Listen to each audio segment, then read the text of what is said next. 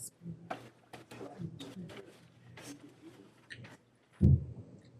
I'll make that motion in a second.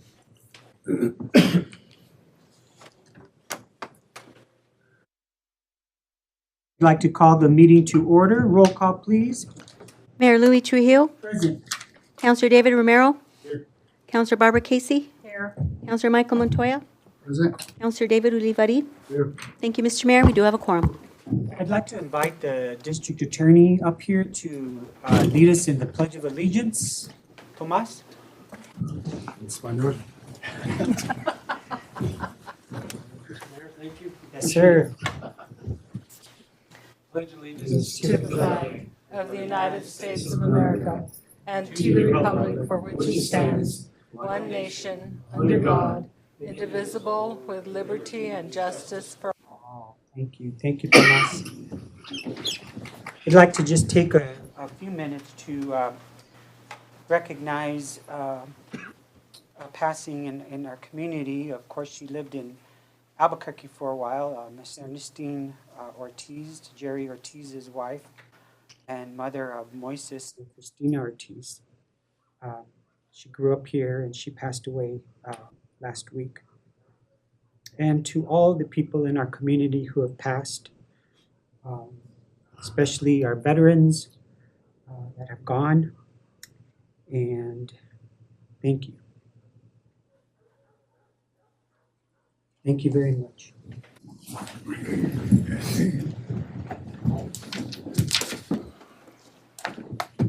Next order of business is approval of the agenda. I'll entertain a motion to approve the agenda. So moved, Mr. Mayor. There's a motion on the floor by Mr. Montoya. Second, please. Second, Mr. Mayor. Second by Mr. Romero. Roll call, please. Councilor Casey, yes. Councilor Ulivari, Yes. Councilor Montoya, Yes. Councilor Romero. I have a motion by Councilor Montoya, a second by Councilor Romero. Thank you, Mr. Mayor. Motion carries. Moving on to public input. We have no public input this evening. Next on the agenda is mayor's appointments, reports, recognitions, and proclamations. We have one proclamation, Mayor, for National Crime Victims' Rights Week. And if you'd like, I can go ahead and read that. Actually, if someone in Tom's staff is here that would like to read the proclamation, I think it would be very appropriate. That would be Tara. Mr. Mayor, Council, Manager, Chief, we come before you with a proclamation and with my victim advocate here, Ms. Ashley Ochuleta. We're here to, obviously, it's Victim Advocate, Domestic Violence Awareness Month. And so we have a proclamation, and with that, I'll turn it over to Ms. Ochuleta. Very well. Welcome, Ashley. Good evening, everyone. Sorry, let me get closer to the mic. So we are before you tonight in regards to National Crime Victims' Rights Week. This year it's celebrated April 23rd through the 29th. Originally, they began practicing an awareness week in 1981. Since then, it's kind of progressed to people around the nation celebrating victims and their plights and linking with them for advocacy purposes. So we are requesting that the week of April 23rd to the 29th, 2023, be proclaimed as National Crime Victims' Rights Week. And with your permission, I can read that proclamation. Absolutely. Thank Thank you, you. Ashley. Whereas the term victim is more than just a label and has legal standing and protections that go along with it, and whereas crime victims' rights are passed here in New Mexico and at the federal level, guarantee victims the right to meaningfully participate in the criminal justice process, and whereas victim service providers, advocates, law enforcement officers, attorneys, and other allied professionals can help survivors find their justice by enforcing these rights, and whereas the right to provide an impact statement ensures that victims' voices are considered in court during the sentencing and, when applicable, restitution processes, and whereas including and elevating the voices of survivors makes certain they are heard and seen and creates a path to forging and sustaining community trust, and whereas engaging survivors creates responses and services that are credible, meaningful, and centered on individual needs, And whereas survivors' lived experience can serve as a catalyst for implementing innovative programs, shifting existing programs in new directions, and changing policies or practices that prevent survivors from accessing services or pursuing justice. And whereas National Crime Victims' Rights Week provides an opportunity to recommit to listening to crime survivors in every space where decisions are made that could impact them. And whereas the Office of the 4th Judicial District Attorney is hereby dedicated to amplifying the voices of survivors and creating an environment where survivors have the confidence that they will be heard, believed, and supported. And whereas District Attorney Thomas A. Clayton and the Office of the 4th Judicial District Attorney invite the citizens of Las Vegas, New Mexico to join in honoring those affected by violence by attending a tree planting and dedication ceremony at Peña Community Garden, Saturday, April 29th, 2023, at 3 p.m., in recognition of the unrelenting strength and resiliency of those affected by crime. And then, I don't know if I can read that part You for can but- read it, Ashley. Go Okay. ahead. Now therefore, I, Louis A. Trujillo, Mayor of City of Las Vegas, along with members of the governing body, hereby proclaim the week of April 23rd through 29th, 2023, as Crime Victims' Rights Week, reaffirming this city's commitment to creating a victim service and criminal justice response that assists all victims of crime during Crime Victims' Rights Week and throughout the year, and expressing our sincere gratitude and appreciation for those community members, victim service providers, and criminal justice professionals who are committed to improving our response to all victims of crime so that they may find relevant assistance, support, justice, and peace. Thank you so much. Tomas, is there anything you wanted to add regarding this? No, and I just want to say, Mr. Mayor, the governing body, the council, appreciate your support. Victims, they suffer the tragedies that they go through. Our intent here is to give them a voice. And with your support, with law enforcement support, the governing body, the management, we're able to do that. And it only happens because of the support we get from the entire community. And thanks for the crime victim advocates that you have in your office that work so hard and work with the people who are hurting the most. Thank you. I appreciate all the work you do. Thank you. Thank you, Ashley. I called you Tara earlier. Sorry. It's your sister. Next order of business, please. Mr. Mayor, do you have a report? I do not at this point. I'll forego because of the length of the agenda. Certainly. Moving on to councilors' reports.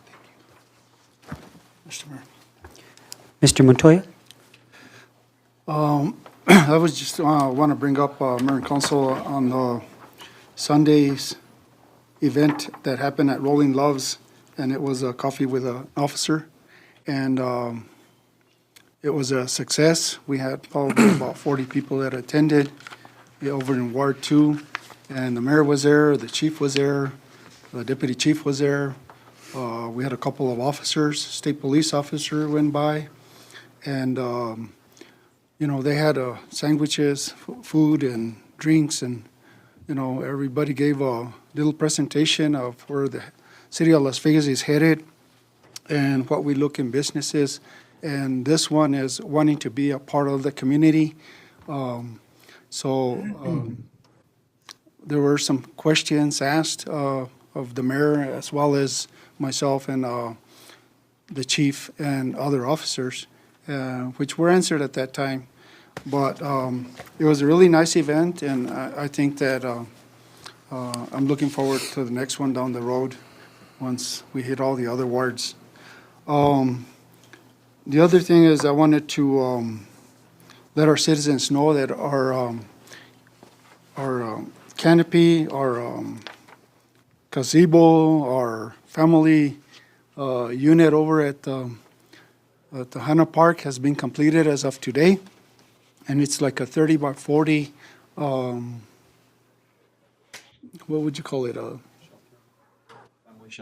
Family shelter. So people can go in there and enjoy. Little league teams, soccer teams can go in there and enjoy, have a picnic or have lunch or whatever. So enjoy it. The benches and a couple of tables are on their way. And I thank Mayor and Council for their support. We're doing that through all the city parks. We have improvements going on at Lincoln and over at Criston, and South Pacific had some improvements and so forth. But enjoy it, take care of it. Another thing is I want to thank our Public Works Director and the department for cleaning up those culverts that have been plugged up for probably 20 years. That's going to allow the drainage to go through now. The residents have been concerned, and thank you for your patience on that. Another thing is on Legion Drive, that project will be starting now in mid-May, and hopefully it'll be a 3 to 4 month project, and that will be like reconstruction from Grand Avenue to 7th Street. And again, I asked for the community and our neighborhood's patience during all this construction. And if you can, reroute for a few months when you're dropping off kids in school and so forth to avoid the construction. I also attended with many of our staff, or 5, 6 of our staff at City Hall, a training yesterday, which was with the CES. They came in and gave a training on, that's the Cooperative Educational Services, and I'm sure, Councilman Romero, you're aware of that. You guys utilize them through the schools. Anyway, they gave us a good training on what their purpose is and how the whole system works. And we utilize them for different contracts. And it was pretty interesting and educational at the same time. I want to thank Ms. Helen Vigil in our purchasing section, and also Ms. April Gonzalez, our deputy, for organizing and scheduling that here at City Hall. With that, Mr. Mayor, I thank you for everything else. Thanks. Thank you very much. Anybody else? Mr. Romero? Mr. Mayor, first off, I'll start off acknowledging Arnold and the Streets Department. There's been a few road issues, and he's handled that in a timely manner, very timely, as a matter of fact, within 1 day. So I think that needs to be acknowledged. I do want to ask, thank you, Councilman Montoya, about the CES. I think it's a great program. The only issue that I see is the cost on the fees that they're charging us. I think that's something that needs to be looked at as we move forward, because if you look at some of our larger projects, I don't know, sometimes I think on the timing, if we have enough time, I think it's probably best that we get the 3 bids and just go through CES, just because I'm seeing some of the fees on that. The other question I wanted to ask to is Mr. City Manager. I know we gave you direction as far as the attorney RFP. Where do we stand with that? I think we had said 2 weeks. We're 1 week. Do you know where we're at with that? So we, not only myself, but Ms. Darlene Arguello and Ms. April Gonzalez also met on the RFP to put it together, what we want to have in the scope of work as discussed by Mayor and Council, putting a minimum of 3 days of in-house, including attending all city council meetings and any other board or committee meetings. So we did work on that yesterday morning, and we'll have a draft by the end of the week for that. So will that be out by next week? Is that? As long as our current contracted attorney will have time to review it, and then we'll get it out to RFP to broadcast. Yes, sir. Okay, because if I remember correctly, the current one that we have right now, the contract was till April. We have renewed the 2 contractual attorneys that we have to continue using them in the interim until we do get an RFP semi-permanent attorney through the RFP process. The other question that I know I've asked, and I still haven't received it, I've asked a breakdown of our Ward Park money. Specifically, I know I've met with you a few times on the capital outlay, but I'd like to see where we are with the ward money. If we could have that, I think we all want to know where that is. And with that, I think that's it. Thank you, Mr. Mayor. Thank you, Mr. Romero. Ms. Casey? Thank you, Mr. Mayor. We have so many wonderful departments that make this city function at, the best we can to provide services for our community. And I want to thank the police chief and the code enforcement department, because they, it seems like I get calls for strange things that are happening in town, and then I turn them over to the chief, and he's always right on it to deal with it. It appears that there are some legal firms that are advertising in town and not being clear as to what they are doing. One particular complaint came in to me saying that people were seeing a sign that said fire claims, and they assumed that that was FEMA.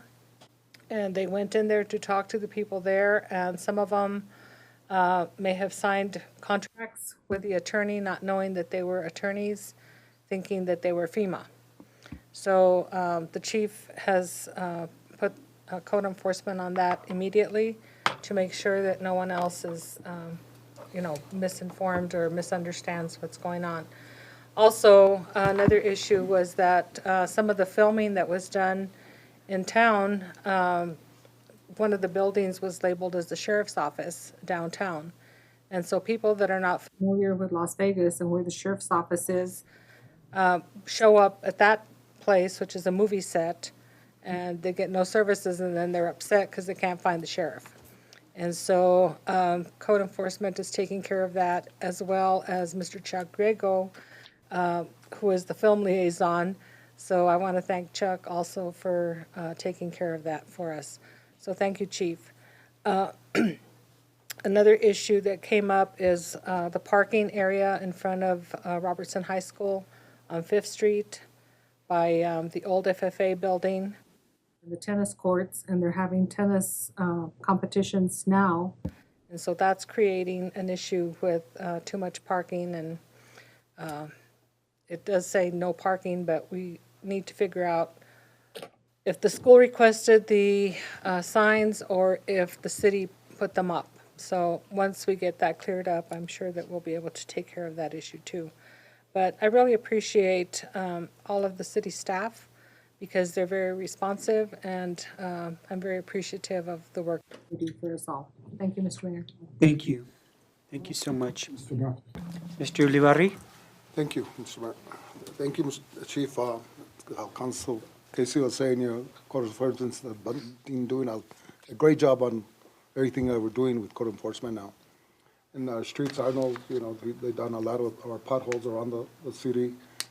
They're looking good. All the complaints that we have, we're taking care of them. And our city staff, the city manager, the rest of our directors, thank you for everything you guys are doing for the city. Thank you. Mr. Mayor. Mr. Montoya? Yeah, I misspoke, and I'd like to correct.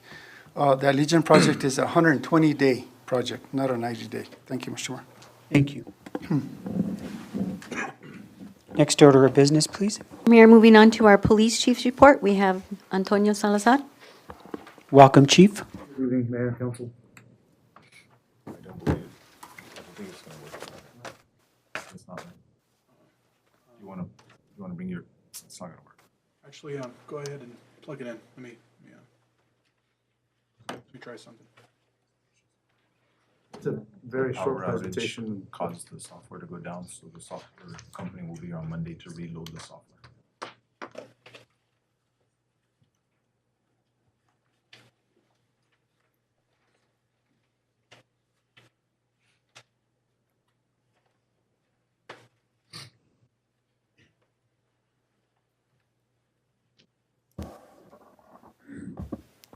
So during the month of March 23rd, like I said, it's a very short presentation. I know we have a long agenda, so I'll try to keep it short. So we have 66 arrests that were made on patrol. And to highlight the traffic citations in this next couple of slides, I break down a few traffic citations that were given. One of the big needs of our department is that we've been constantly seeing is the in-car cameras, and this is in relation to the arrests that have been made. Forwarded over to the district attorney's office. The in-car cameras will help with the prosecution and gather more evidence for prosecution and to create more accountability for the officers. These cameras, they sync with our body cameras. They're from the same company. It's same evidence.com platform, We're looking to upfit 20 police vehicles. Also, in the audience, as we know, is Mr. Tom Clayton, and he can speak more to the prosecution case, well, the prosecution aspect whenever we present it to the courts. This is a big need for the courts, as Mr. DA and I have discussed time and time again. He's in huge support of this. He's a big advocate for us to get these cameras because, again, they do provide more evidence for prosecution. That's one of our main concerns whenever it comes to prosecution, is gathering more evidence.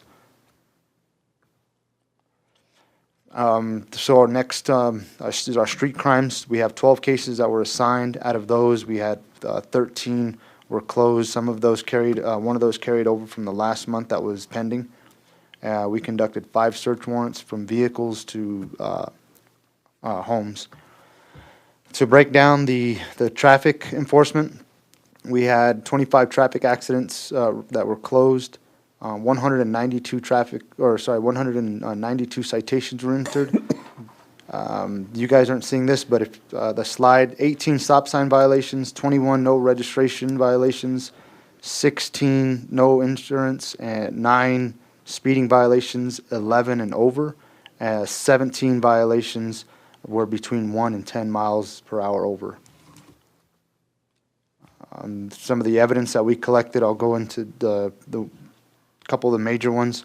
We seized 10 illegal firearms off of patrol or off of the streets. We seized 4 fentanyl pills. Another big one was the 12 Suboxone strips that we seized off from in our narcotics division. We had code compliance, 49 calls for service. We'll go down to the 25 red tags were issued. We are currently working on 22 abatements for the properties, and 15 abandoned signs violations were submitted. Also, for training and recruiting, we currently have 1 officer attending the New Mexico Law Enforcement Academy in Santa Fe. We had 1 police officer attend the sexual assault course training in Santa Fe, New Mexico. Here are our vacancies at the end. We are currently sitting at 31 vacancies. The hiring event that was put on this last week was a pretty decent success for us. We're hoping to have a majority of these positions filled. One of the most important ones that we're currently looking at is our dispatcher. We were potentially filling 3 of those positions with this hiring event that just took place. Also, our code compliance will be completely filled. We won't have any more vacancies come Monday. The other officer starts on Monday. Also, records and animal control will start. And that includes the dispatcher as well. So I stand for any questions if you have any. Just a comment, Chief. Thank you for the great job that you're doing and your department. That event on Sunday at Rolling Love was really nice, and it was well attended by your department as well, so I appreciate that. Thank you. Mr. Mayor. So, Chief, on these cameras, I would say that 20 cameras probably run 200,000. So, do you have that funding available or So- part of it? That's they're breaking up in annual costs, so we don't have to pay the upfront right away. It's annually 30. And I apologize. I plugged in the numbers in here, but it's annually. I believe it's just roughly close to $30,000, a little over $30,000 annually for the 5-year service fee or service contract that we have with them. And do you have the funding? Yes, for the annual, yes, we do. Okay, and how soon can we get on those? We are currently working on getting any of the new vehicles that we were looking to purchase. We're looking to put those in as soon as we purchase those. All of our new vehicles that we receive that are coming into the department, all of those are going to be equipped, and then we're going to work backwards a little bit to upgrade the vehicles that we currently have. Does that, I don't know if Mr. Maestas or yourself know, does that lower our cost of insurance for liability? By having some cameras? I don't know about that. I mean, officers do currently have cameras on all the time with their body cameras. I mean, that possibly something that we can look into. I know like what you're getting at as far as like the insurance and the, you know, because they do sync together. There's a lot of features that, like crashes or something like that, they do sync, and they do activate during any crashes or something like that. But that'd be something we can look into for sure. I really don't understand how come we've been without cameras all these years. We're probably the only city that doesn't have cameras on the vehicles. And I encourage you to get them on as soon as possible, because that cuts down the liability of us being in court, trying to justify our actions. Thank you. Thank you, Mr. Mayor. Thank you. Mr. Mayor. Mr. Ulibarri? Chief, how are we doing on the speed traps? You know, is that working for us? Is it working for the city, or we need to, I don't know what you're doing with them, you know, I don't know if you're citing the speeders or anything like that? They're still currently in the process of gathering information. We are utilizing them to slow down traffic, and we are utilizing them especially for the month of this next coming up month. We're going to bring back the same campaign that we've done last year, Slow Your Roll. I know they've been stagnant there in each, and on Mills and the one on Legion, so we're planning on moving those, and we're hoping that we can start going forward again with the actual citations from there. So whenever we looked at the data, I think it was about a month ago or so, they do slow down traffic. They are definitely slowing down traffic. The one on Legion was a pretty a strategic area to place it because of the schools, and we did get a few phone calls from the schools thanking us for slowing down the traffic through there.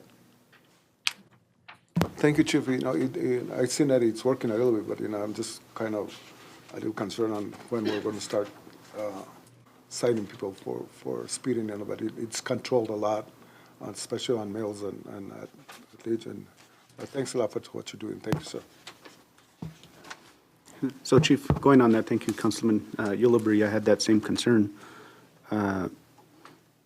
So have we gotten the system that issues the citations yet? I know I had shared some information with you. I know we have the cameras, and I guess this ties into the cameras on the cars, is that at the end of the day, we want cameras with a system that's in place, that's recording. But let's go back to the speed ones. If we have the cameras and we're taking data, you know, that's not really what our intent was. Our intent was to slow down and those that are speeding, because there's some people that right now they know that we're not issuing citations. So there's, you know, it's just, it's not working the way it was intended. So I guess when it would be a definite timeline that we have, and I think that's what we probably all want to hear, is when will citations start being issued for those? Because we don't want traffic data. If we wanted traffic data, we'd ask DOT for that. So when can you give us a timeline on that?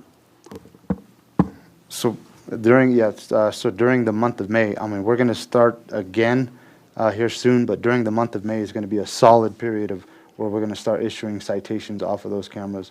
The data that we just saw, I think it was 19 traffic speeding. I guarantee you in 10 minutes, you know, when we put those in place, we'll get those 19 in half hour easily just off the data that I've seen. But, you know, we need something solid that we didn't get them for, like I mentioned, I hate to sound like this, but we didn't get them for traffic data. Yes, sir. Thank you. Thank you. Next order of business, please. Mr. Mayor, moving on to our finance report, we have Ms. Tasha Martinez, our finance director. Welcome, Tasha.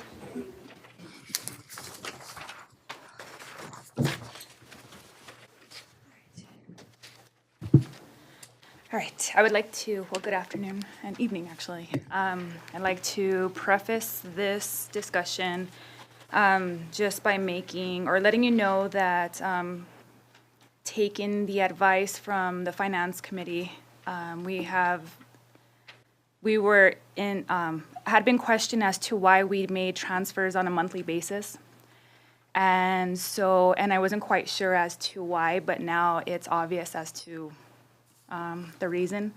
So the numbers that I'm presenting are slightly inflated because we typically transfer what we need from different funds for operational needs. And it was done from this last month to the end of the fiscal year. So I will start with my numbers. For our general fund, we have revenues at 11.1 million with expenses at 7 million, with a surplus to date of $829,730.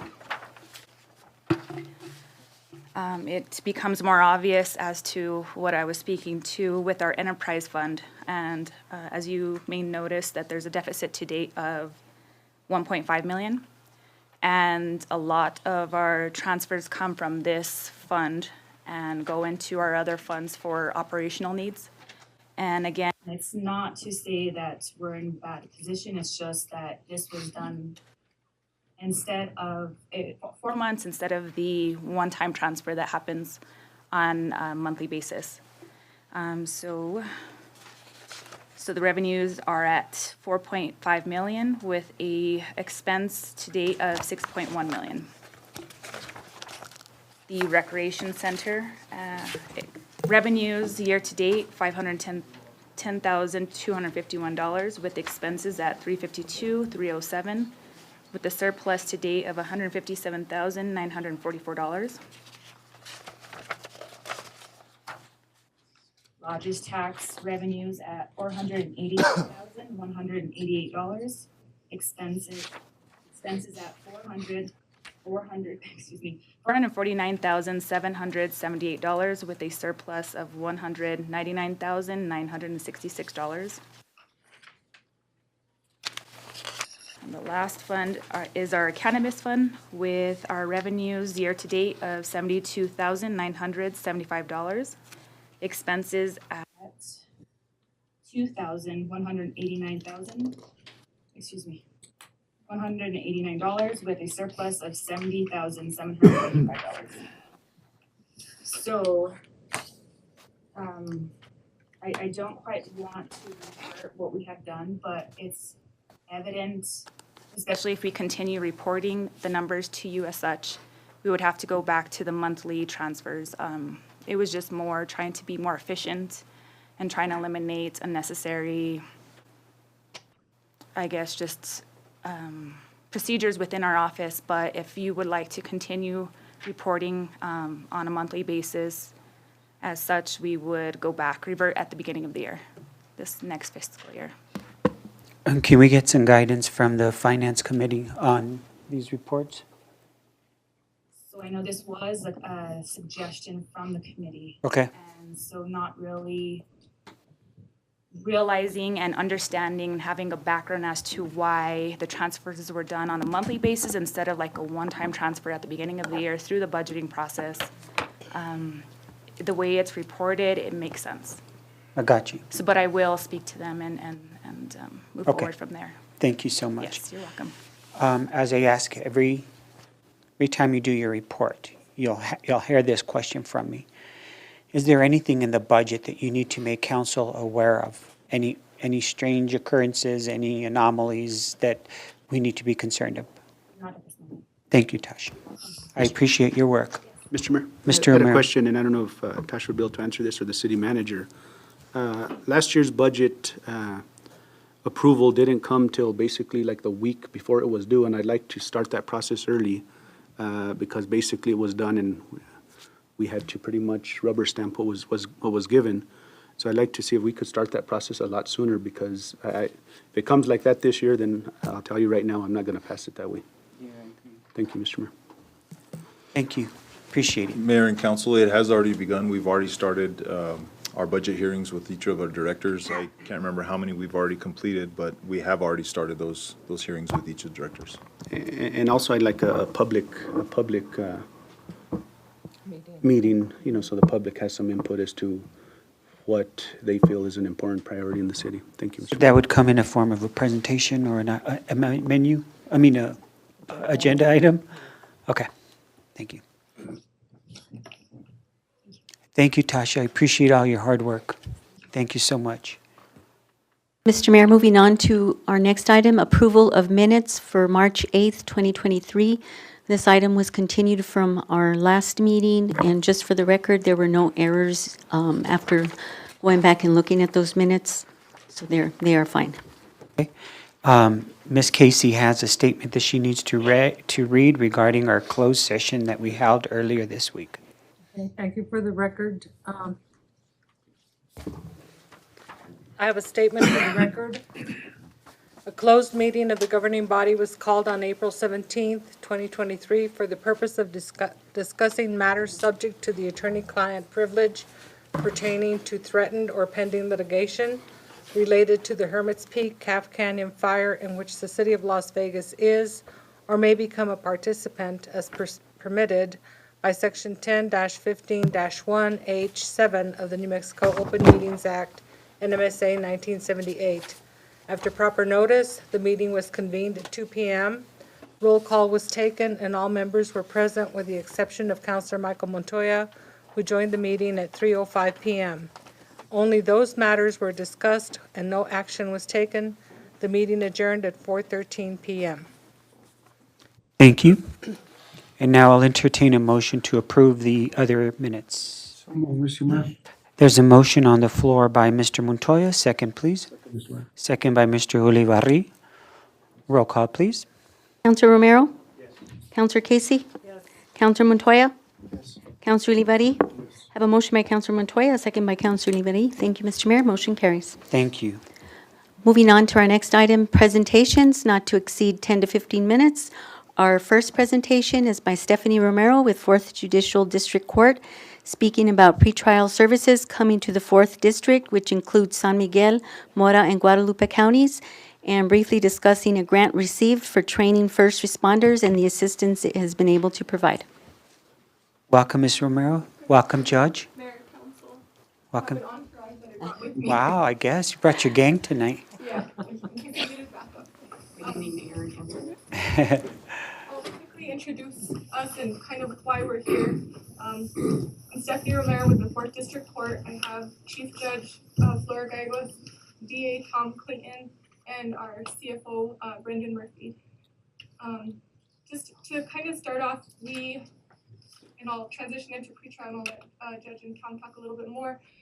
We applied for a grant through the Sentencing Commission in October of last year, and I kind of tried to figure out something that would help the community, help our responders, and just on a bigger picture. As being a responder for several years through emergency medicine, I've gone to some pretty tough calls, and I've seen responders respond horribly to these tough calls.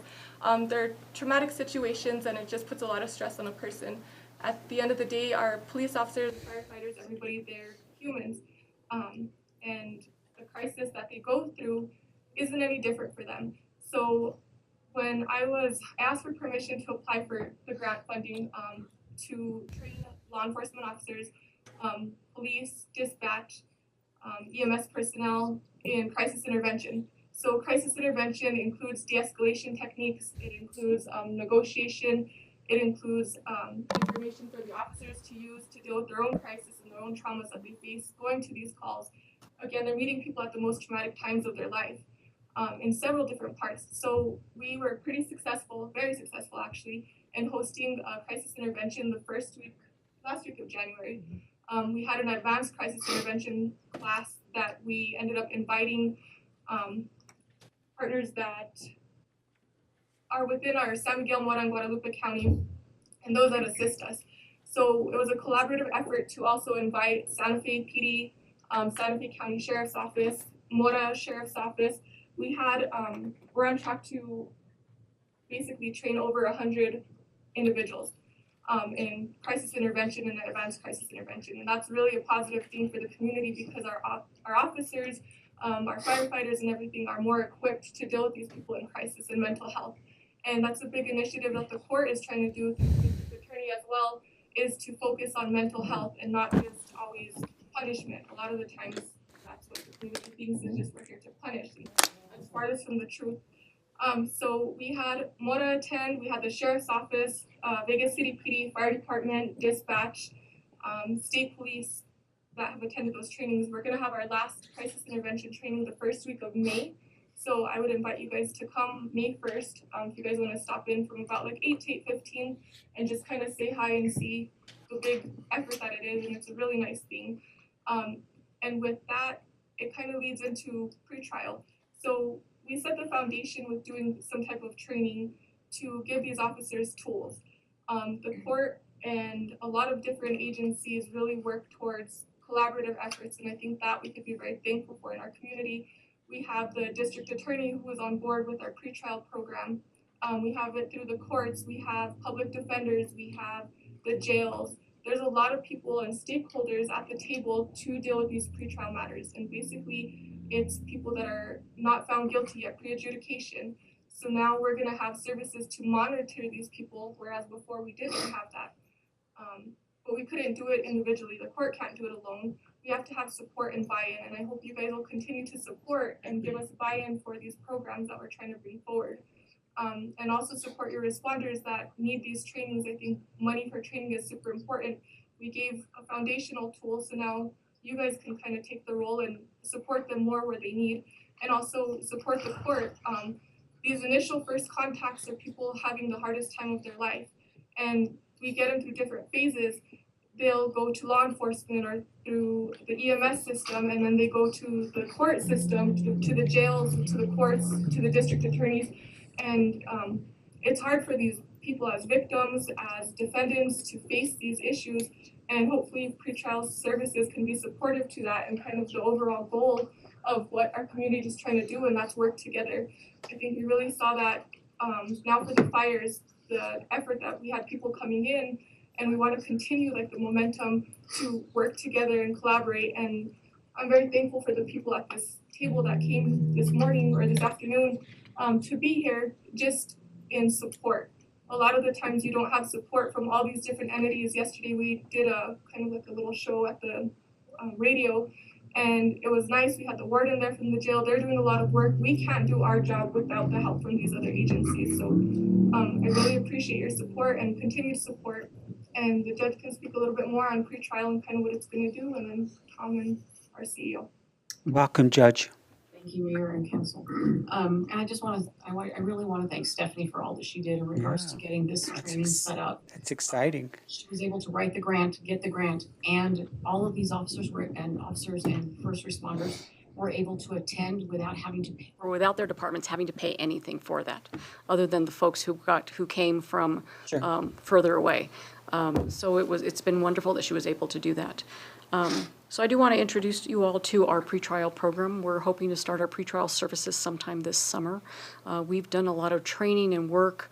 Our CJCC members have collaborated with us in regards to getting this set up. It's being set up through the Administrative Office of the Courts, and it's an initiative by the courts throughout the whole state to get pretrial services to every single one of our districts. And they are tasked with getting every single district set up with a pretrial service program by the end of 2025, and we were lucky to be one of the sites this year. So our pretrial services program will provide officers within the court who can supervise those who have been released on conditions of release, who are in need of additional support as well as oversight to make sure that, one, that our community is safe, that they're not reoffending, that they're reporting to court when they're ordered to, that they are following their conditions of release. And that's very important for us because we want the community to feel safe when someone is released on conditions of release by the courts, whether it's magistrate court or district court. We want to make sure that we're increasing appearances and having less people fail to appear for their hearings. We want to reduce recidivism by making sure that folks are getting checked on or are checking in with our pretrial services officers. And we also want to make sure that we're reducing unnecessary incarcerations. I'm sure you all are well aware that our jails are full. Our jails have also become the de facto mental health service program, probably in every single one of our counties. So we're working hard to bring these types of services to address those issues, and working with our justice partners to bring those sort of programs to our district and to our counties. That's exciting. Congratulations, Stephanie. That's a big step in the right direction for our community. And thank you, Judge. This is something that is desperately needed in our community, and this will assist a lot of citizens and actually help the community realize that those services are available, and make sure that people feel safe, that they're being supervised, after they've been released from jail and so forth. So I think this is an excellent program. If there's anything we can do, a letter of support or what have you, please call on us. We're ready to help in any way. Thank you. We appreciate it. Absolutely. The only thing I wanted to add, Mayor and Council, is that public safety is important, and we need to allocate our resources accordingly. And so we can't just take an approach that everybody needs to be incarcerated, because there are individuals that if they pose a danger to themselves or others, or they fail to show up to court, they should be detained. But there are individuals, and the studies have shown from national experts that not everybody needs to be detained while they're pending. Remember, these individuals are accused to have been committed a crime, and until such time as either they're convicted or a plea agreement is entered into, they are presumed innocent, and they retain certain rights that they are entitled to. Victims are also entitled to their rights, as we talked about earlier this evening. But the question is what resources we put and where we put those resources. And through these studies, pretrial detention should be only for those that are failing to appear to court or pose a danger to the community. And so some lesser offenses, whatever that may be, and there will be times that we may disagree, and I may request a detention of somebody, but there's a process, and I think Stephanie hit the nail on the head. The collaboration that this community has from law enforcement, from the courts, from my office, the public defender's office, and the victims. It's a matter of us coming together. And so I just want to say thank you to the courts, to the public defenders, the law enforcement, because it's with that we're able to make some significant, hopefully, improvement in our community. Wonderful. And we have limited resources. I mean, when our jails are full, are they full because we're holding people that need to be detained? I'm hoping that's the only reason. They need to be detained, not because it's a mental health issue. As we all know, here we have BHI, Behavioral Health Institute, State Hospital, and we have a community that is very receptive, very tolerant, and we should not be putting individuals in detention as a means of addressing mental health issues. And I applaud the courts are now looking at mental health court as an opportunity to address that. We're in full support of it, me and my office, and so we appreciate the pretrial services, and we look forward to working with all our partners. Thank you. Keep us in mind if we can support you in any way. We'd be happy to, and I'm so proud of you, Stephanie.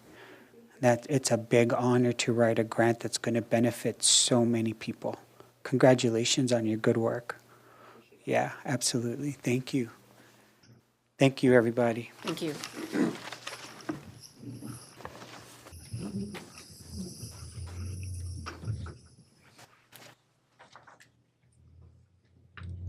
Mr. Mayor, our next presentation is by United World College students speaking on Agua Pura, a class project. I had the pleasure of working with the United World College students on this project, and I'm simply amazed at how smart these students are and how eager they are to learn and how eager they are to learn about a process and tear it apart and to come together to make a presentation to our community regarding Agua Pura. And the Agua Pura project of what we're doing is what we're looking at is creating a filtration system that'll convert effluent water into drinking water. So we had a few of the students at the college that were really interested in this technology, and we worked with them throughout the semester, and Maria and myself and people from the United World College, and we were just so happy. Naomi approached me with the idea, and I simply fell in love with the idea. So with no further ado, I'd like to introduce the students who worked so hard on this presentation.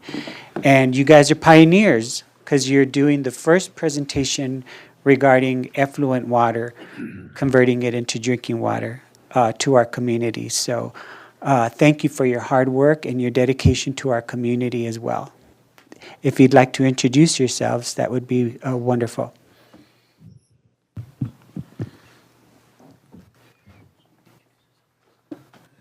Our names. Greetings, everyone. My name is Amir, and these are my friends Taha and Abud, and we're students of the United World College. Over the summer of 2022, United World College approached the mayor and city utilities director to ask how we, the students, could help with the water crisis caused by the Calf Canyon and Hermit's Peak fires. Following this conversation, we decided to help with the research and communication needs, which led to this presentation. So our thanks to the Rotary Club of Las Vegas for their assistance, and also to the mayor and to the utilities director for their help. So what we are presenting today is information about the new water filtration system, which the name of this system is the Agua Pura water system. So the overview of the contest is we will talk about the water situation that Las Vegas is currently facing. We will introduce this Agua Pura water system. We will talk about the benefits of the system, and then we will also finish this by talking about the implementation of the system, the time, scope, cost, etc.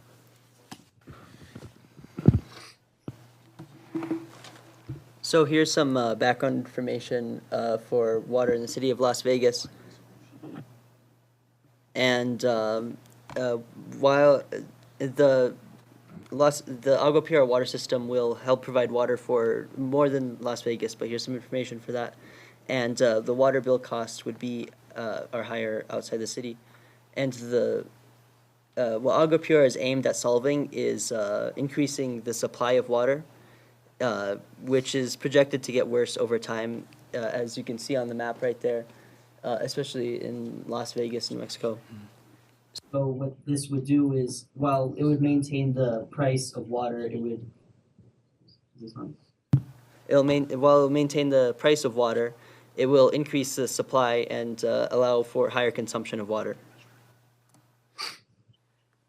And some of what happened in response to the wildfire was, of course, restrictions on water usage, and the installation of the pre-treatment plant because of the increased level of sediment in the water. And now now Agua Pura is a new effluent treatment plant to increase the water supply. And the funding for Agua Pura is from the federal government, entirely from the federal government.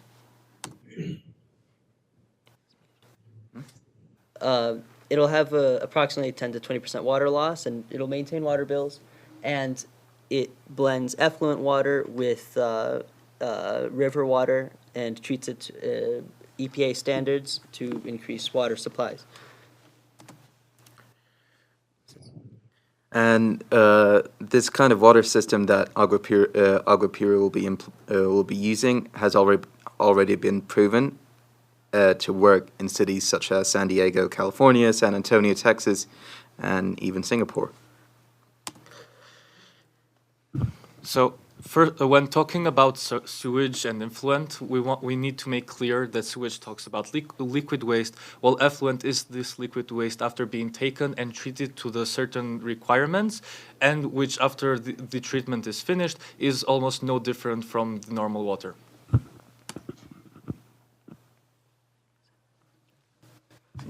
And so this is the process that is used to treat treat sewage into effluent. You can see in yellow, and normally this water would be discharged back to the waterways, and actually be sent downstream to the next city, which then they would take our effluent and then treat it for use in drinking. But what this does is it takes back the water that would be sent downstream to the next cities and uses it ourselves. And the new Agua Pura addition would blend the effluent with the river water and purify it some more purify it to EPA drinking standards for use in Las Vegas instead of anywhere else downstream. These are the requirements that the USA EPA guidelines has. The water, after being treated by the Agua Pura water system, will obviously adhere strictly to these guidelines. And be it in taste, in contents, or everything else, it will be no different from normal water. These different criteria that have been shown in the presentation will be followed strictly. And now here's the overview of the cost of the Agua Pura water system. The total cost will be about $60 million. There will be $9 million of it will go to planning. It will be paid by the federal government, and there will be accountability within the operators, the engineers, and the treatment specialists behind the project. There is a 10 to 20% contingency factor, and there are two different stages to the Agua Pura water system. We have the pilot phase, which will cost $57.3 million. 0.9 million of it will go to project management and administration, 3.9 million to treatment improvements, advanced treatment demo, and P&D, and 52.5 million of it will go to construction, which includes 13.5 million of it going to wastewater treatment plant improvements, 24 million of it going to demo facility, and 15 million going to conveyance. Part of the importance of a pilot plant is to train operators and work out all the kinks of the system ahead of time, which has been shown to be necessary in other cities which have used systems such as this. And it helps build the skill sets and gain specialists and knowledge needed to run the system properly at full scale. And if the full scale is completed, this will increase the cost to $65.3 million. 0.9 million of it will go to project management, 3.9 million to treatment improvements and advanced treatment demo, P&D, and then construction will be $60.5 million. This includes 13.5 million to the water waste treatment plant improvement, 32 million to the facilities, and 15 million to conveyance. The schedule of this project should take about 5 years. The construction costs will increase if it's delayed.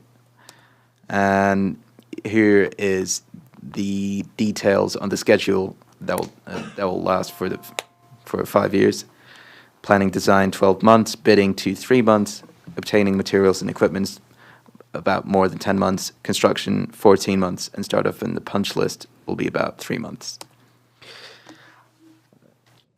We sincerely encourage the people of Las Vegas to embrace the Agua Pura water system because it'll increase water supplies and stabilize water supplies while maintaining price, solve the water crisis from the wildfire, and increase the supply of safe water for people and the environment. We thank your time for taking a look at our presentation. This is amazing work that you guys do. We work with highly paid engineers and all these people, that you think would have broken this education down to us like this. And for the work that you did presenting this information to us as students is amazing.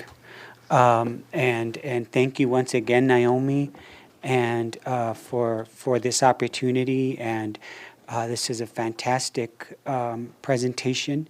And would you like to say anything about your experience with working with this project?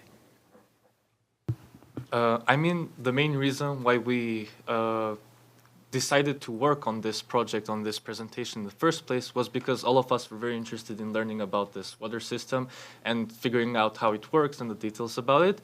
And additionally, if we could do that while also having like a positive impact or helping the city of Las Vegas, we thought this would be like a win-win in both sides. And that's why we decided to work on this. It's honestly been very fun. I've also learned a lot of interesting things myself, which I didn't know as well as before working on this presentation. And honestly, like, this was a very great experience. Thank you for giving us this chance. Oh, absolutely, and I hope we can work together with further projects, Naomi, with more students from the college. Mr. Romero? Mr. Mayor, thank you. I can't agree anymore. This is the first time we see these numbers like that, so it's amazing that you guys could put this together. And like the mayor said, I don't know, maybe we have $1 million contract for you guys here because, you know, it's more numbers than we've ever seen, you know, pertaining to this and the breakdown and everything. I just had one question. Did you, when you guys were doing this research, did you guys ever kind of look into the negative aspects on how some of these communities took to the Agua Pura in San Diego and some of these other communities, or you really didn't get to that part? I was just curious if you. So I could take Singapore, for example. The main issue is not informing the public ahead of time, because with proper information, it's a perfectly safe water system. It just, if the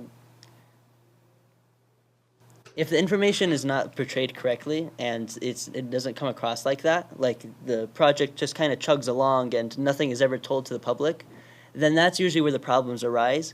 Because then someone takes a quick look at it and is like, oh, wait, so wastewater to tap water? What's going on here? But the biggest solution to that is just public information such as this, because it's perfectly safe. Yeah, so hence we made this presentation to have some sort of public transparency. It's incredible. Are you first or second year? I'm a second year. I'm a second year. I'm a first year. So you'll continue this project, I hope, and help us and do these presentations at all our civic groups and everything.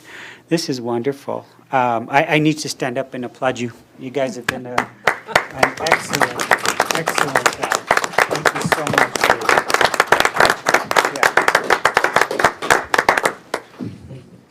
They're going to ask for a contract. I know. That's what I'm saying. Yeah. They only need 65 million. I know. Oh, and one last thing I wanted to mention was the next phase would be to make a website and newsletter, which is something we're working on from the information from the presentation. Yeah, I saw the copy of the newsletter or a draft of the newsletter, and it's absolutely beautiful with all the beautiful graphics and all the information. And so when we're ready for that, definitely we're, you know. So who's your professor and who do I need to tell them to give you an A for this project? Naomi? Ah, all right. No, thank you so much for this opportunity and being a part of our community. Does anybody else have any questions? No, I'm really proud of them. One, I worked with young people your age for 38 years in my career as a teacher and professor, and so I'm very pleased to see that you did such wonderful work. It's well organized. You're all very articulate and did a great presentation, and I appreciate that very much. Thank you so much for doing it. Thank you all. Mr. Montoya? Yeah, I just want to thank you for the presentation. Do you have a patent on this? You might want to go before Shark Tank. Yeah, just kidding. absolutely. No, I just want to say, Maria, you're in trouble. Thank you. Thank you so much. It's been a pleasure. Mr. Ulibarri? Yes. Thank you, guys. It's a very, very, did a good job for being that you guys are young and you're from another country. You're helping our city. When we were growing up, we always called it Agua Pura, always, since I've been hearing all my loud. And you guys are doing a great job. Thank you for doing that for us. And you guys are from another country. You can take it back, and all the experience that you're giving us and everything, you can give it back to your country or wherever you come from. But thanks a lot for your presentation. Thank you. Thank you so much. Have a good evening. All right.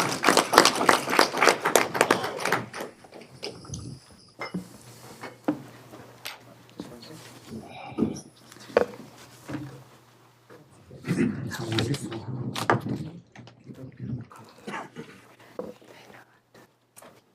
So we need a copy of that. You do have one. Next order of business, please. Mr. Mayor, we had a third presentation, but it's my understanding Mr. Romero with Cordova Construction was unable to make it. Okay. So we'll continue that at our next meeting in May. Thank you. We have a lengthy agenda, so please pardon the speed of which we're going to approach this agenda. We need to handle all these agenda items specifically, and I will do my best to keep this meeting going so that we're not here till 12 midnight. So let's start the ball rolling. Business item number 1. Conduct a public hearing and approval to adopt ordinance 2306, approving the Higgins subdivision located at 1200 Tao Street, Las Vegas, New Mexico. We have our planning and zoning coordinator, Maria Perea. If we can go into a public hearing, please. Mr. Mayor, I make a motion to enter a public hearing. Second. There's a motion and a second. Motion by Mr. Romero, second by Ms. Casey to enter into a public hearing. All in favor? Aye. Motion carries. We are in a public hearing. So with the Mr. Mayor? people who are going to speak on or on behalf of anybody involved in this project should stand up and be sworn in by our clerk. Thank you, Mr. Mayor. You'll raise your right hand and state your name for the record. Will you be speaking? Thank you. Under the penalties of perjury, do you swear that your testimony this evening is the truth and nothing but the truth? I do. Thank you. Thank you. Go ahead, Ms. Maria.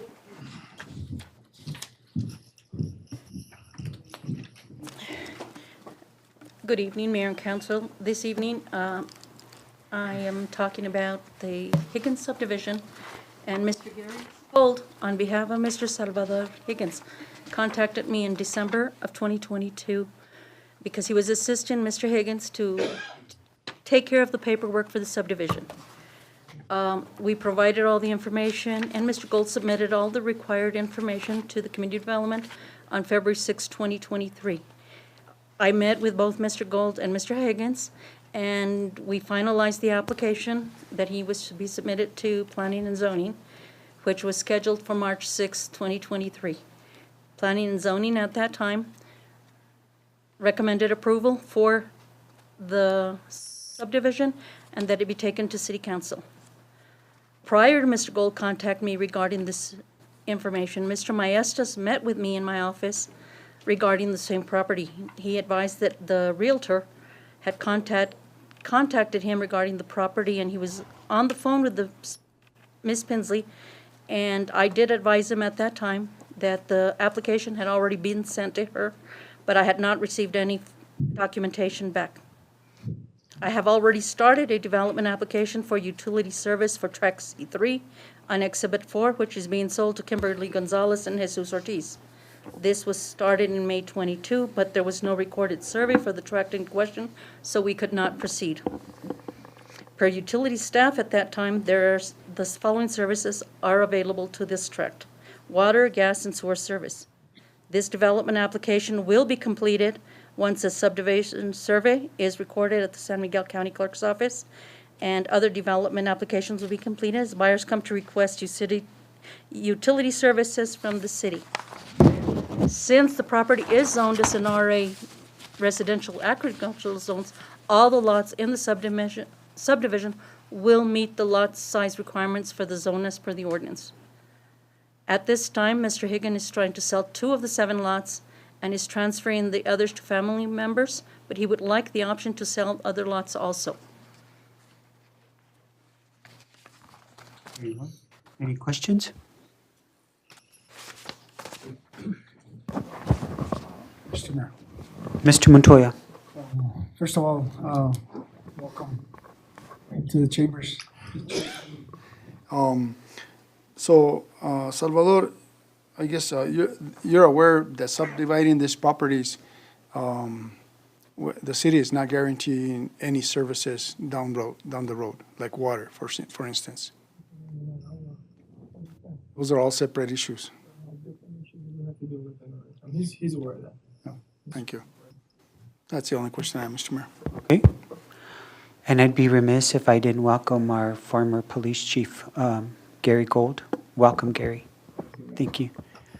Mr. Mayor? Any other questions, Mr. Romero? Police chief, board member, sheriff. Oh, yeah. So add to that title. How's it going? I make a motion to return to regular session, Mr. Mayor. Very well. There's a motion to return into regular session. Second by Ms. Casey. All in favor? All in favor? Aye. Aye. Thank you. We are now back into a open session. Mr. Mayor, I make a motion to approve, to adopt ordinance 23-06. There's a motion on the floor by Mr. Romero, second. Second by Mr. Montoya. Roll call, please. Counselor Olivari? Yes. Counselor Montoya? Yes. Counselor Casey? Yes. Counselor Romero? I have a motion by Counselor Romero, a second by Counselor Montoya. Thank you, Mr. Mayor. Motion carries. Thank you very much. And thank you, everybody. Nice to see you, Gary. Buena suerte, Salvador. Buena suerte, señor. Next Mayor, order of business. Moving on to item 2 is Main Street de Las Vegas fiscal year 2022-23 third quarter report. We have our Main Street Executive Director, Michael Peranto. Welcome, Mr. Perantu. Good evening, Mayor and Council. Nice to see you. Nice to see you. So I'll go quickly because I know that how long the agenda is, but if we can pull my report up. And everybody looks really good on that screen.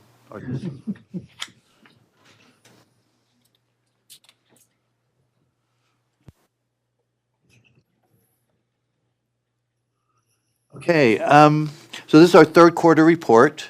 It's been a busy year. I know it's been a busy year for everyone. And I just want to say at the beginning of this that over the last 4 decades, the Main Street movement has proven that downtowns are the heart of our communities, and the community is only as strong as its core. And we have and as you'll see, especially when I get to the economic development part of my report, you'll see how strong our core is. Next slide. So Transformation Strategy 1. We have transformation strategies each year which talk about what we're going to do and how we're going to do it.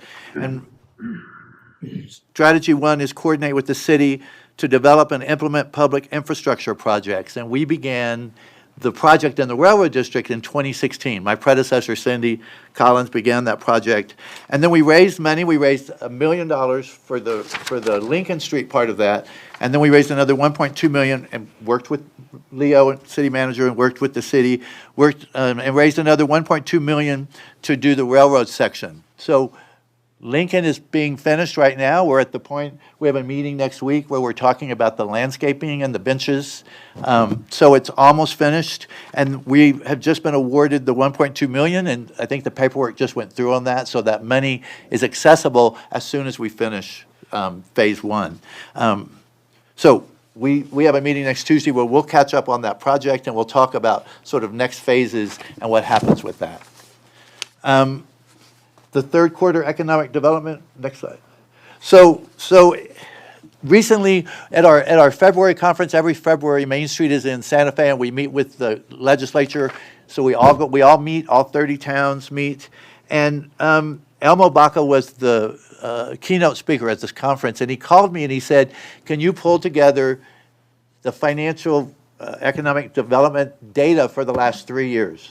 So I just started, we do a quarterly report, and I just started pulling the reports together and adding them up.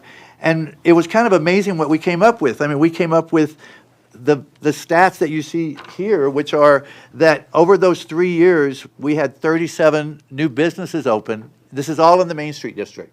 So we had 37 new businesses open. We had 4 businesses close. We had 24 buildings sold in the district. And we had 60 renovations of buildings in the district. So whether that was, you know, whatever Isaac did at the Skillet, or any of the what happened at Stella's, or any of the places that were created, or whether it was just additions, or whether people made their businesses larger. So these were incredible figures. And when he gave the talk in Santa Fe, I mean, people were sort of shocked at the numbers. And then the biggest question was, why? And we really couldn't answer that, because we went through the pandemic, we went through fires, we went through floods, but people continued to come here. And even the day that Elmo spoke, we added a business because the Sweet Spot opened that day. on Bridge Street. So it was kind of amazing. And so we do track that data every quarter. We track the data. So we added up the data. So if you ever have questions about that, and I report on them, I'm just reporting on the 3 years now because that was just something that just happened. But so the next slide.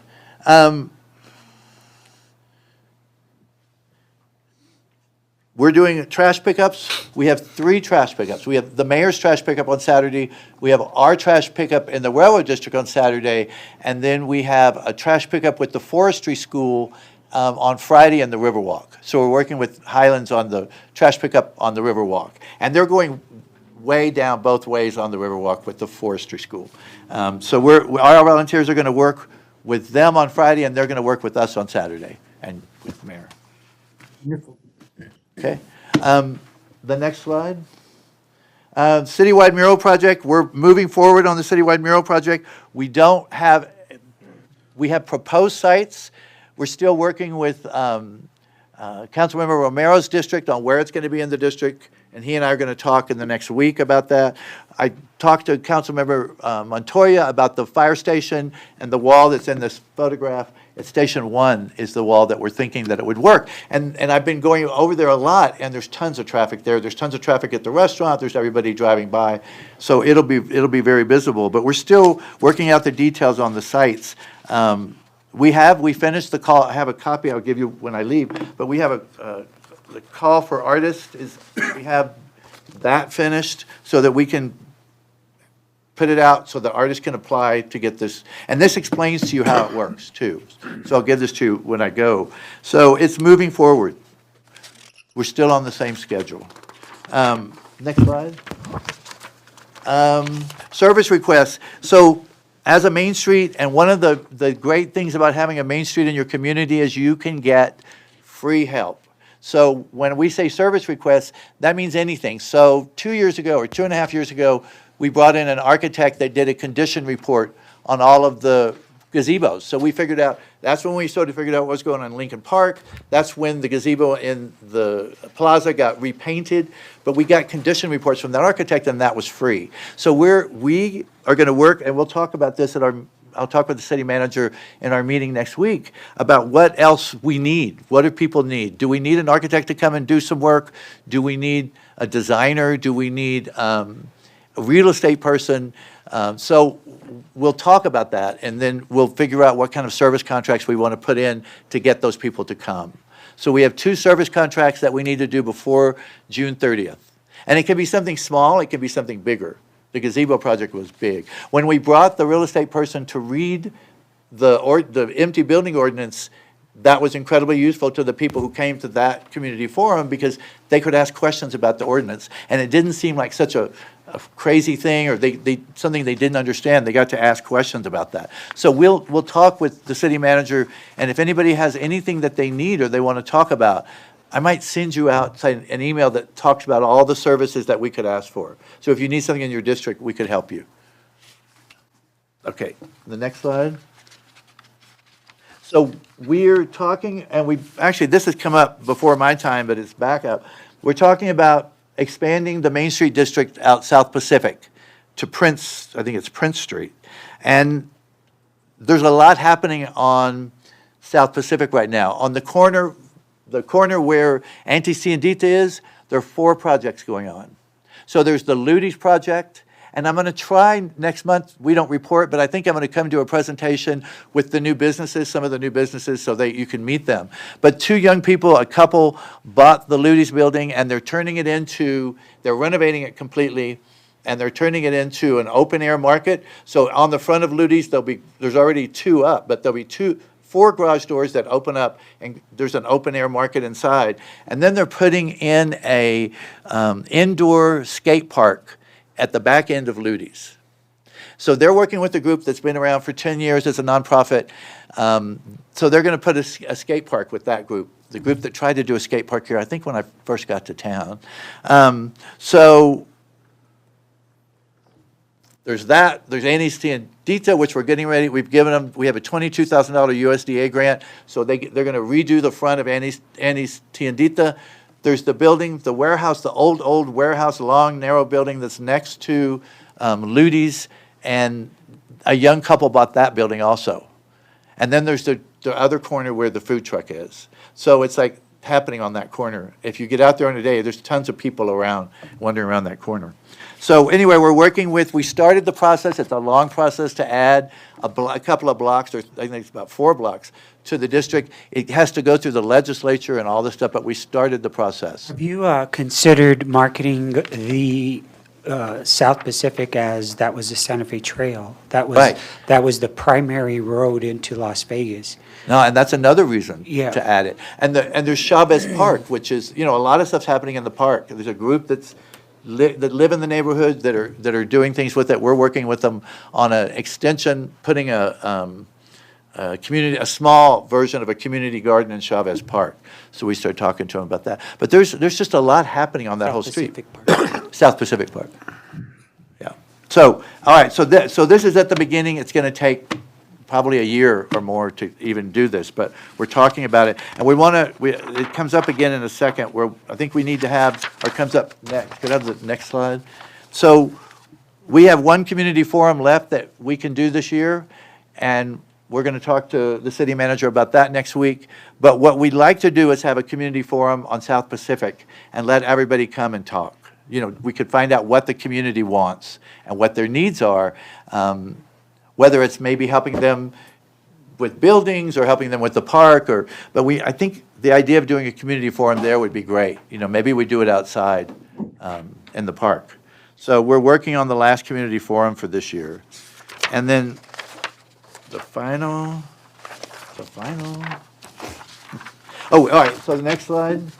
So we're continuing to do First Fridays. We didn't do it on Good Friday. We're doing one on May 5th. And our partner in this now is Las Vegas First, and they're kind of the organizing partner, and they've been handling the food and entertainment. So at the end of every First Friday, there's food and entertainment, usually at Unicat, but it moves around a little bit. So we'll let you know about what's happening with that. And finally, I wanted to talk about the last slide. One of our board members, she's the other Tasha Martinez, who is on our board. Somebody contacted her about the idea of doing a housing summit in Las Vegas. There's one happening this weekend in Espanola, and what it is it's the Urban Land Institute that does these. They did one in Albuquerque, and it was really successful in Albuquerque. The one in Espanola is on Friday. I wish that somebody wanted to go to Espanola on Friday to see it.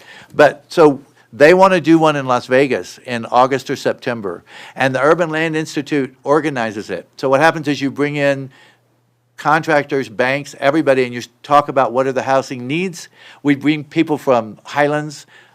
We'd bring people from United World College, from the hospital, to talk about what their housing needs are, because right now Highlands they really need housing for the people they're bringing in. So we can talk about this, but this is, I'm hoping that Chuck Griegos, Chuck might be going to the Housing Summit just to see what it's like of the one in Espanola this Friday. So I thought maybe Councilmember Montoya would go.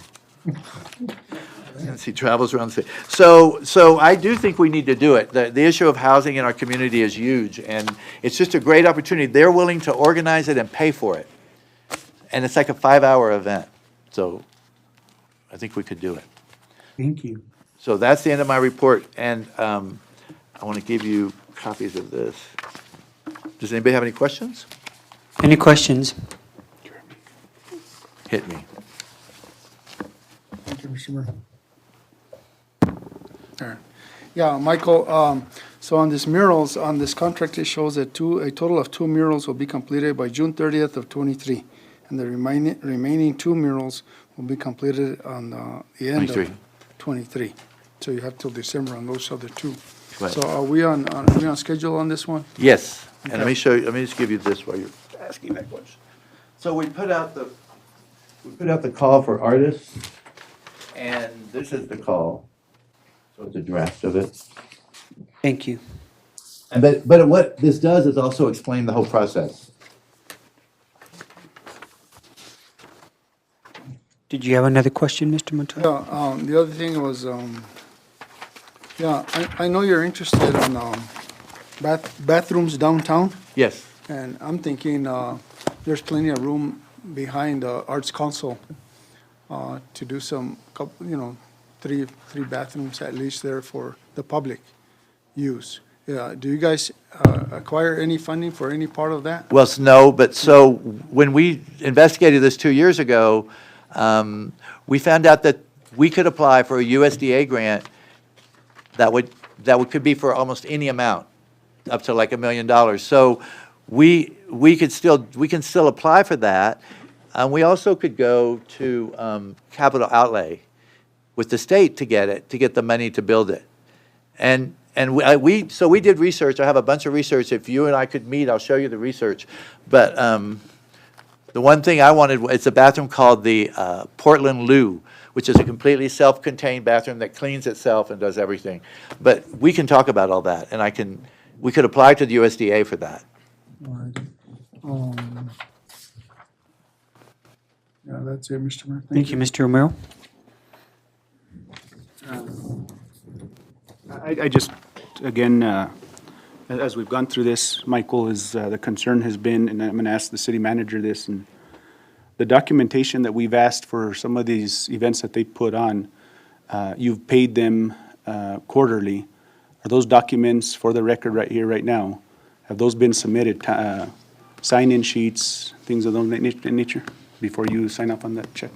I'll have to go back to the records to show. I couldn't tell you off the top of my head if we have all the documentation, but We have I believe those. we have two payments that have already been for the Because first if I recall through the minutes, I recall us specifically asking because we do get these reports, but those documents aren't sent to us.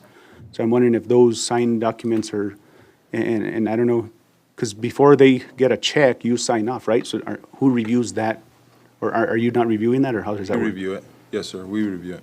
So you can't recall if those I can't documents were? recall off the top of my head right now. It's been a few months since. Yeah, we because did the last thing order. we did where we had a sign-in sheet and Councilman Montoya was there was the community forum we did in December.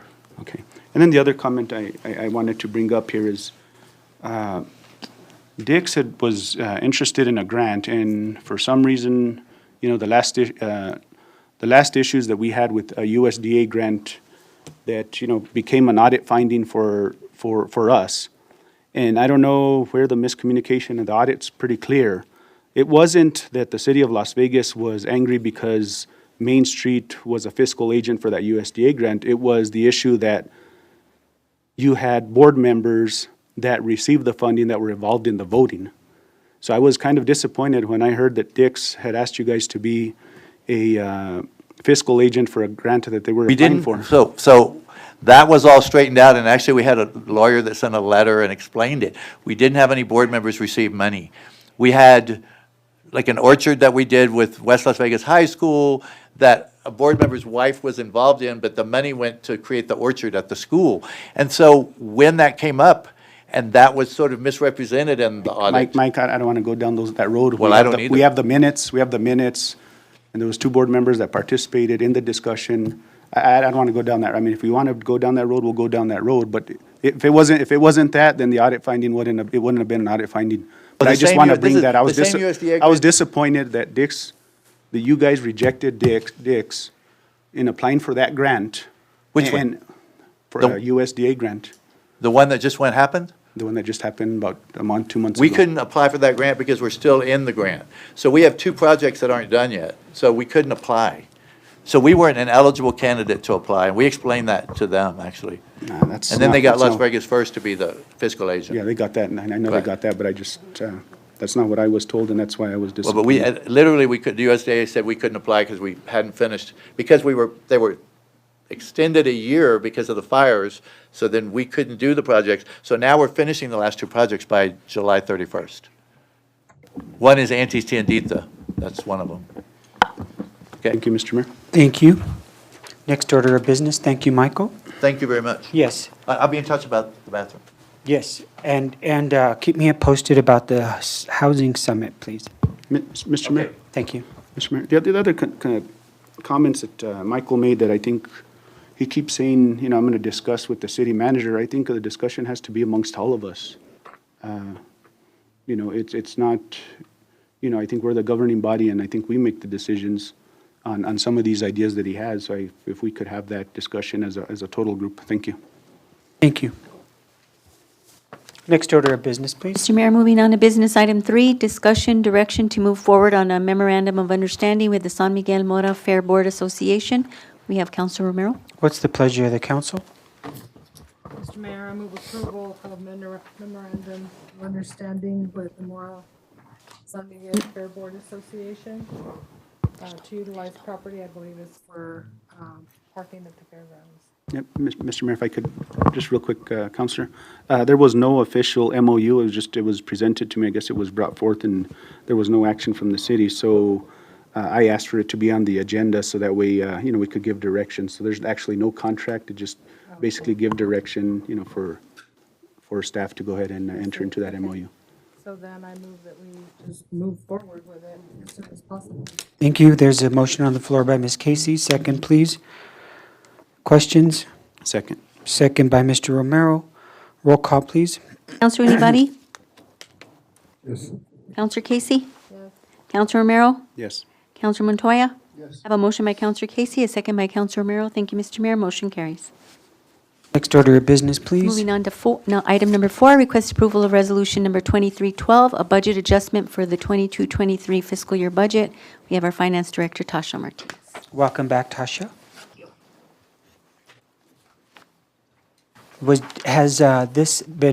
Did this go through the finance committee?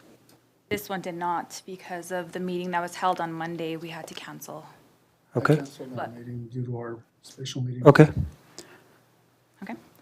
Mayor and council, I'm seeking approval of resolution number 2312 as the city of Las Vegas is in need of making a budget adjustment to the 22-23 fiscal year budget. This includes a revenue expenditure increase to Fund 266 Clean and Beautiful grants in the amount of $15,445, a revenue decrease to Fund 266 Clean and Beautiful grants in the amount of $30,721, an expense decrease to Fund 266 Clean and Beautiful grants in the amount of $11,009, a revenue expenditure increase to Fund 282 Senior Center in the amount of $78,624, an expense increase to Fund 435 Main Street in the amount of $61,094, and a revenue expenditure increase to Fund 435 Main Street in the amount of $1.2 million. And What's the pleasure of the council? Mr. Mayor, I would ask our city manager to make sure, and our finance director, to make sure that fund number 435 Main Street in the amount of $1.2 million for that project on Lincoln or Railroad, that be on a one item fund instead of 2 or 3, just one line item for expenditures on that. Thank you. And with that, I'll make an approval for resolution number 21-12. There's a motion on the floor by Mr. Montoya, second by Mr. Ulibarri. Roll call, please. Councilor Casey? Yes. Councilor Montoya? Yes. Councilor Romero? Yes. Councilor Olivari? Yes. I have a motion by Councilor Montoya, a second by Councilor Olivari. Thank you, Mr. Mayor. Motion carries. Thank you, Tasha. Next order of business, please. Item number 5, request approval to award RFP 2023-12 for on-call services for maintenance and emergency repairs to the city's natural gas system to Double E. We have our utilities director, Maria Galvari. Mr. Mayor, I make a motion to award RFP 2023-12. Thank you, Mr. Romero. There's a motion on the floor by Mr. Romero. Second, please. Second by Mr. Ulibarri. Roll call, please. Councilor Montoya? That was RFP what? 23-12. 5? 12. Item number 5. It's 12. Are we on 12? Right, item number. Item number 5. Oh, okay. The RFP was, RFP 2312, okay. Yes, Mr. Mayor, I would just like to emphasize on this contract that the city of Las Vegas right now currently does not have a welder on board. And that's partially the reasoning for this contract. And all this have come through the Utilities Committee and have been approved through them. Thank you. Thank you. Yes, my answer, yes. Counselor Casey? Yes. Counselor Olivari? Yes. Counselor Romero? Yes. I have a motion by Counselor Romero, a second by Counselor Olivari. Thank you, Mr. Mayor. Motion carries. Thank you. Thank you, Maria. Next order, please. Item number 6, request approval of lodger's tax funding in the amount of $5,296 for marketing of Citizens Committee of Historic Preservation Places with the Past and Heritage Week. We have our city manager, and we have Mr. Kutek Bakta. Any questions? Mr. Mayor, just, it looks like it's all advertising, so with that, I make a motion. There's a motion on the floor by Mr. Romero. Second, please. Second. Second by Ms. Casey. Roll call, please. Thank you, Councilor Mr. Montoya? Bakta. Montoya? Yes. Counselor Olivari? Yes. Counselor Casey? Yes. Counselor Romero? I have a motion by Counselor Romero, a second by Counselor Casey. Thank you, Mr. Mayor. Motion carries. Thank you, Mr. Bakta. Moving on to item number 7, and the next few items are all Bakta and Yes. request approval of lodger's tax funding in the amount of $4,118 for marketing of Las Vegas Hispano Chamber of Commerce Welcome Home Service Event. Mr. Mayor, Ms. Casey? I move to table this until we can get further information with more detail on the actual event. There's a motion on the floor to table. Second. Mr. Mayor. Second by Mr. Olivari. Roll call, please. Counselor Casey? Yes. Counselor Romero? Yes. Counselor Montoya? No. Counselor Olivari? I have a motion by Counselor Casey, a second by Counselor Olivari. Thank you, Mr. Mayor. Motion carries. To And table. It's tabled till when? Until we get the information Okay. telling us what the event really entails. Okay. Next order of business, please. Item A, request approval of lodger's tax Mr. Mayor, funding Mr. in the Mayor, amount of, I know we Mr. tab- Romero? I know we tabled it, but I just, A tabling motion is non-debatable. okay. Sorry.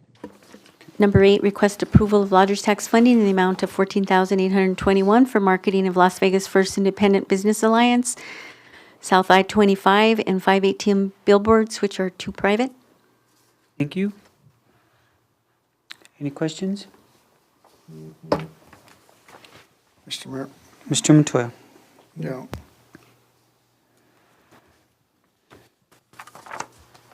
I don't know, lodger's tax, tell me if I'm mistaken or not, but it's supposed to be used for advertising of bringing in people 60 miles and above. And we're advertising within 2 miles from the city. So for the billboard accesses, I mean, we're looking at as drive-through traffic, so we're hitting cars from different states. So yeah, I do realize that some of these billboards are within our circle, but the hope is as they drive through and the traffic count that you get, you're getting people from Texas, from Colorado, from Arizona. So we're hoping that they see these billboards, and then the next time they come around, that they definitely do visit Las Vegas. You're hoping that some of the drive-by would cause them to immediately stop, but for the big picture, you have that audience, like the capture TV audience, that you would see with viewers passing by. Thank you. Is there another question? Mr. Montoya? The thing is that we have like 3 different ones before us tonight. Yeah. So And they range from this one from $4,900 to, it's a total of $48,000 or so. And I think really, I think that we should have better ways to spend our money. You know, that's my belief. there's definitely better ways. There might be some redundancies in there. Some of what I thought going forward is that we heard from the community and the mayor that we wanted to make a push to spend some of this lodger's tax money. We have a little bit more, so we're making that push. In the future, maybe we reduce it, but I had some concerns about some redundancy of the boards. I think my main question on some of the private boards was what the issues were last year. But what I was, told at the time was council wasn't able to address those private boards at the time. There may be some redundancy, there may be some where we can have better spots for the billboards. And that got brought up during the lodgers tax meeting of, can we have, if we are doing billboards, can they be electronic? Can they be in better spots? Can they be at the airport where we really have a larger impact? As far as approvals for this round, because we were hearing, lodgers tax was hearing that we wanted lodgers tax money to be spent, it was harder for us to scrutinize down to what we were taking heed that let's see what we can do this year, saying that Las Vegas has returned and back. But we could of course reconsider that next year. And again, for council, for each one, you guys can consider each one individually. What we did do during the lodgers tax meeting is give council the final say on what the message is. Thank you. And I thank you for your push and so forth. I too was in that meeting with lodgers tax, and last year at this same time, I requested that you guys would relook at the locations to see if it's the best serving places for us. And to me, a mile out of town is not the best place to me. And I mean, it's not for our locals. I mean, if I was in the middle of New York, I would support something like that, or in the middle of Texas, or somewhere where we can